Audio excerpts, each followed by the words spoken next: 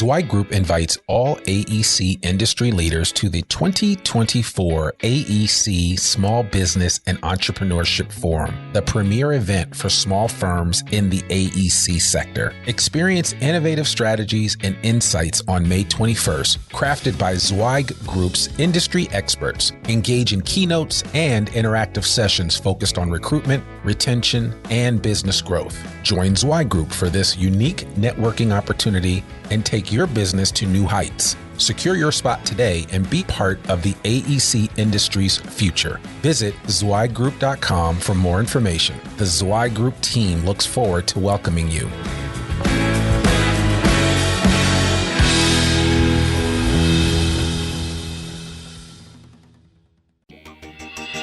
Welcome to the Zweig Letter Podcasts, putting architectural, engineering, planning, and environmental consulting guru Mark Zweig and his team of experts straight talk in your ear. Mark has more than 30 years of experience helping AEP and environmental firms thrive. And these podcasts deliver his invaluable management, industry, client, and HR advice directly to you, free of charge. The Zweig Letter and the Zweig Letter Podcasts let you develop professionally, wherever you are. Hey everyone, this is Randy Wilburn, and I am with my good friend Sanjay Jenkins here for another episode of the Zweig Letter Podcast. We're doing a little something different this series with Sanjay and I, and we're just kind of talking back and forth over some issues and some different things that we come across here in the design space, and we want to share that information with you guys. And so it was really cool. We had a good chance last week to talk about an amazing article that was in the Wall Street Journal about our resumes headed out the door because of artificial intelligence and new ways to look at what people are doing to recruit great talent. It was a good article about Unilever and what they're doing with their shelved, I guess, campus recruiting program and how they're finding interns in an alternative manner. So certainly would encourage you to check out that episode if you didn't get a chance to hear it.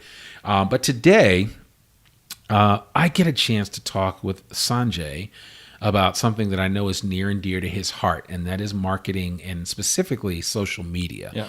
Sanjay is new to Zweig Group. If you don't already know him or haven't heard the voice, he recently graduated from the University of Arkansas. And what's your degree in again? It was management. Okay. Yeah, All business right, cool. management. Business management. Marketing minor. Marketing minor. Okay, good. So Sanjay is somebody that came actually to Zweig and did an intern with us and kind of showed us what his capabilities were, and we basically just said, look, screw everybody else. We're not letting anybody get this guy. He is joining our firm, and we made it a point to let him know how much we valued him by offering him a job. And I greatly appreciate that. Thank you so much. And we greatly appreciate that you accepted. And now you're here, and you've been kind of thrown to the wolves, if you will, and been given the opportunity to test out some things and do some different programs within the company internally. But then you've also had a chance, and we'll talk about a little bit about this today, externally to interact with some of our clients, correct, to kind of help them do better in the area of marketing and specifically from a social media perspective. And so one of the things that we see in the design industry is that a lot of firms are still behind the eight ball, right, when it comes to not just marketing, but marketing and social media. And how do they get the word out? And how do they just be, and I'm using air quotes here, folks, for those of you that are listening, how do they just be social? Yeah. Right? I mean, it's the real question that you have to ask. And so, man, I would love to get your thoughts and your take as somebody that is new here, but not new to social media, that you've used it to start your own company. And, you're a multitasker. You're doing a lot of different things. You're doing online videos. I mean, you've got, I follow just about every social media channel that you're on, and I see all the different ways that you are employing your brand and getting the word out. And then you're doing it here for us at Zweig Group, which I certainly appreciate, as I know everybody else does. But why don't you talk a little bit about that and just kind of what you're seeing so far as you've kind of got a chance to dip your toe in the pool. You're not fully immersed yet, but you're about to get a full baptism by fire real soon. Oh yeah. So, but you're here, and you're certainly not letting time pass you by. No, I think the number one thing that I've noticed so far is that firm leaders, or just really anyone in the AC industry in general who is skeptical of the value of social media, they only really see social media as either a B2C sort of tool, Right. or they see it as like they really only see it as a B2C tool. So business to consumer. Correct. Right. So they want to see how they can apply that to the B2B aspect and how they can really use the social media to immediately result in sales or immediately result in new hires. But I think what people are failing to realize is that this isn't a short-term play. Right. Social media, as much as it provides instant gratification and, short-term boost in followers and whatever else, what it's really valuable for is building your brand equity over time. Right. And being able to have small wins over a consistent period of time that helps you sort of leverage into those bigger wins. So marketing in general, especially in the AC industry, which is a really big problem, I think that's like the industry's Achilles heel, if you will. Yeah. It's a lot of it's like word of mouth, if you build it, they will come mentality. And we as an industry, the AAC industry really needs to work on making sure that they're constantly getting the word out, because maybe the times are really good right now. Yeah.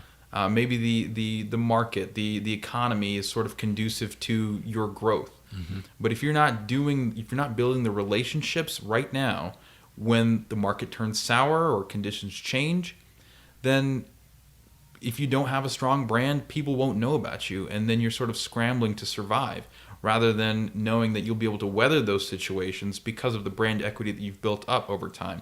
And that's the real value of social media, and that's I think my job, especially on an external facing basis, is communicating that this isn't a short-term play. This is a long-term play. We're not being tactical. We're not being, it's not a one-off. This is something that we have to do consistently to see results in the end. It's like maybe you have like a fitness goal that you want to achieve. You can't achieve that overnight. You really have to work your way up to it. Yeah. And I think that's the sort of mentality shift that I really want to address in the industry.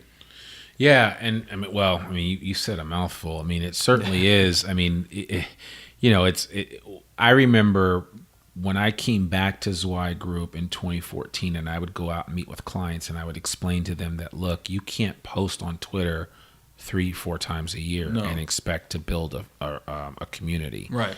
And more people are getting really, and what I would say is there needs to be a level of intentionality mm-hmm. about getting the word out. And, Gary Vaynerchuk, who I know you follow religiously, as do I, talks about the fact that, and he uses your words, that this is a long-term play. This mm-hmm. is not something short-term where, I'm just going to spend the next month posting like crazy on Twitter and that's it. Yeah. And then walk away. Right. It's almost the same way you say, well, I'm just going to spend a month with this friend and talk to them. And then boom, I'm going to be out. Right. And then go do something else. I mean, being social, you've got to be social all the time. Yeah, absolutely. And it may not be for you, but it's probably for somebody within your organization. Mm-hmm. And, what I always tell firms is to identify the ones that have the greatest voice, that also understand what your organization is all about. I think the reason why I like doing the podcast and the reason why this is something that comes natural for me in getting out from a social perspective at Zweig is because I understand our company. Right. I understand our culture. I've been a part of it for a number of years now. And so for me, it's just second nature. Correct. And I actually enjoy social media. So it's a perfect combination. It's a perfect storm. Mm-hmm. But if I didn't enjoy social media, it would, I wouldn't be able to get out and kind of share what I know about the organization and what makes us special, and why, anybody that's in the design space, architect, engineering firms, construction management needs to, certainly needs to be in touch with us, if nothing else, to learn about what's going on in the market with all the data that we have, all the surveys, all the publications, the newsletter, our magazine, and just our consulting services as a whole. People need to know what's available to them. And Absolutely. so, and it's the same way at your firm. You have a set of skills.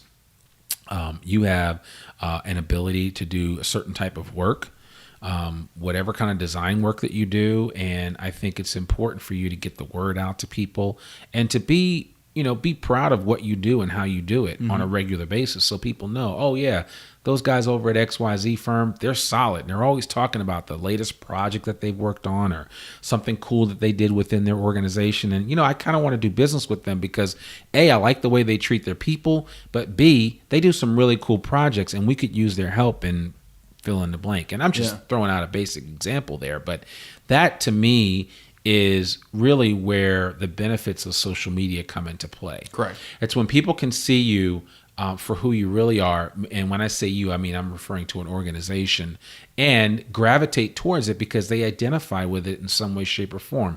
And it may simply just be because of the way that you treat your employees.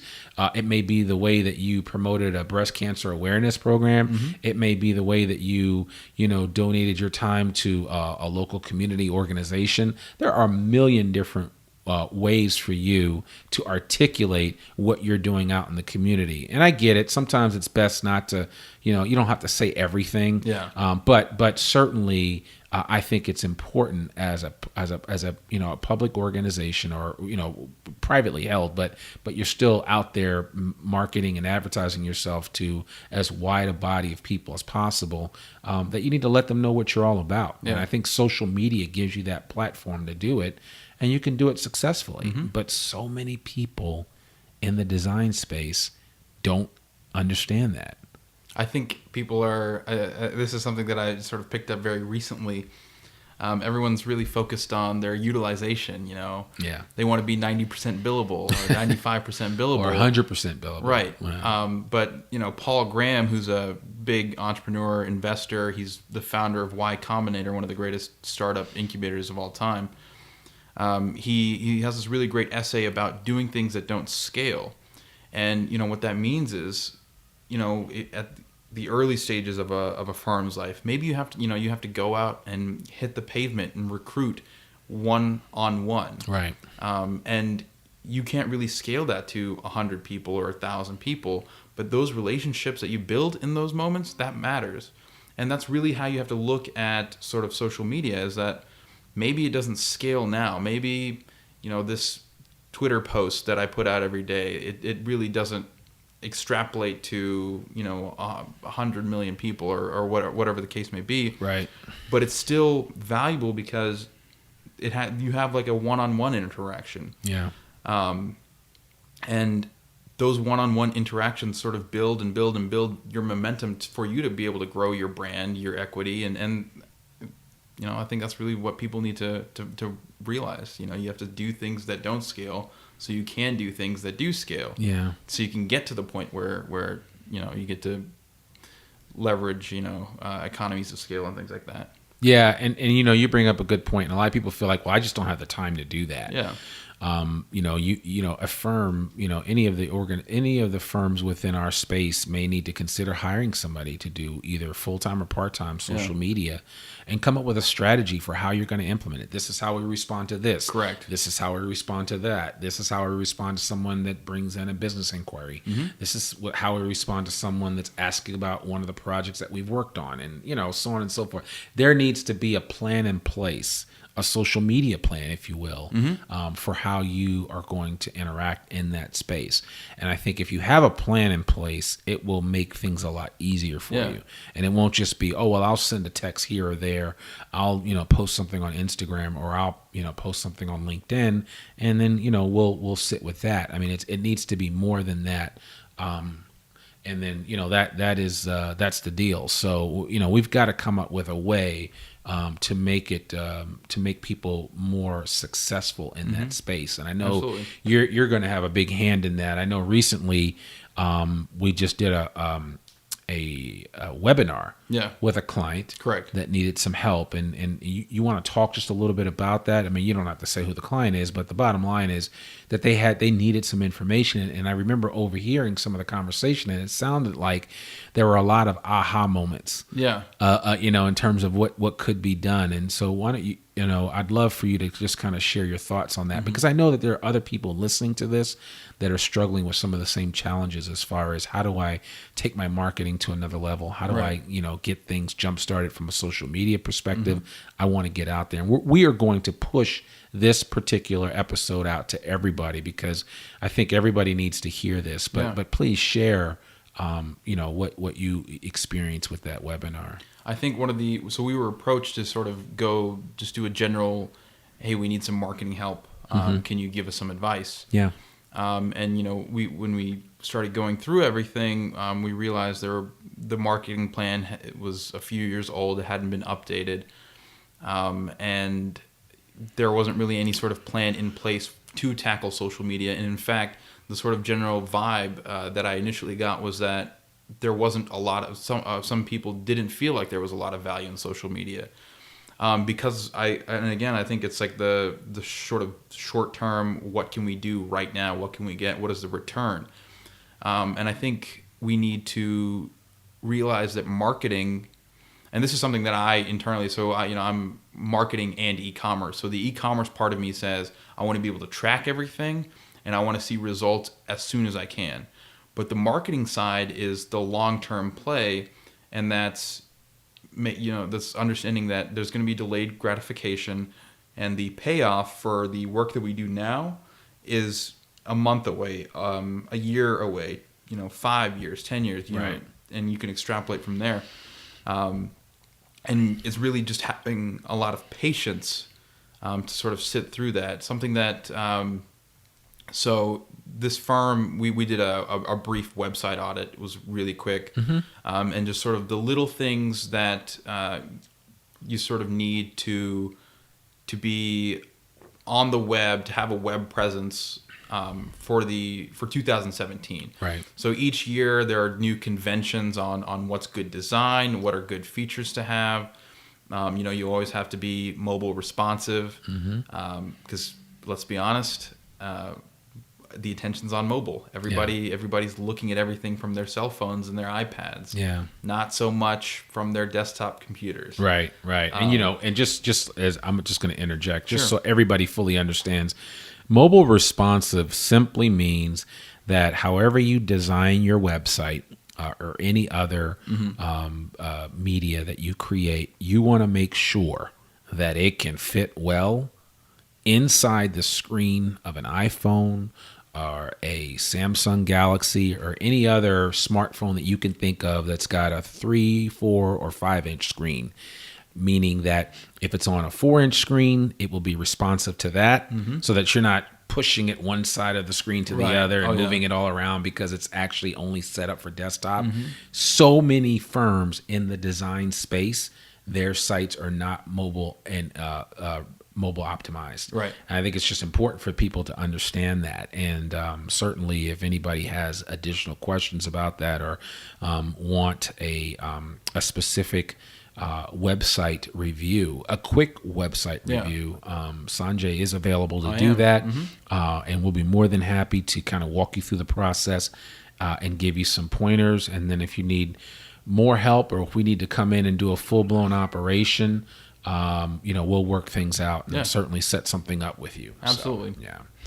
So I'm sorry. No, it's all good. And then on the social media side, there were some key players in leadership who sort of understood the long-term play aspect of social media, and there were some others who were sort of hesitant and what is this really good for? What does it? This just seems like a waste of time. And for a lot of the seller doers, a lot of people who want to be 90% billable, I get it. You want to be doing the work that you've trained to do. the marketing things that you have to do that you have to do, like you feel like you are sort of obligated to do, but you don't really want to. I mean, that's important too. In fact, I think people should think of that as sort of like a pill that they take for longevity. It's it's like a vitamin more than anything else, because those little things, you don't have to do a whole lot. You just have to do some little things consistently to really get the payoff. And I think when people approach social media, they think, oh, we have to do this big campaign. We got to put a bunch of money into this. We have to do so much. Well, there's a lot of stuff that you probably have to do up front. But if you have a plan, and then you have a system, a process, for launching new campaigns, or as you said, like, what do you do if X happens, or if we get this proposal, or if you have those in place ahead of time,